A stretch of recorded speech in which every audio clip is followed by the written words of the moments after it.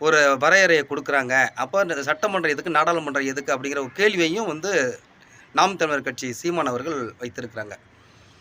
ஒரு வகையில வந்து அது உண்மதான். அவர் எத வச்சு மீன் பண்ணி சொல்றாருன்னு நம்மளுக்கு தெரியுது. என்னன்னா, ஆளுநருக்கு காலக்கெடு வந்து நிர்ணயித்தத வச்சு தான் அவர் பேசுறதா நம்ம நினைக்கிறோம். ஆனா உண்மையிலேயே ஒரு சட்ட மசோதாவ வந்து நம்ம அனுப்பும்போது, ஆளுநர் அத பார்த்துட்டு, அத வந்து ஏத்துக்கணும்.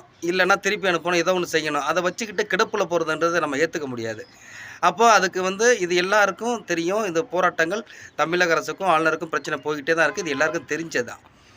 நம்ம இத வந்து பார்த்தீங்கன்னா, ஒரு வேள வந்து மத்திய அரசு இதுக்கு ஒரு கால நிர்ணயம் செஞ்சு, ஒரு புது சட்டத்தை இயற்றி ஒரு திருத்தம் பண்ணியிருக்கலாம். அவங்க பண்ணல.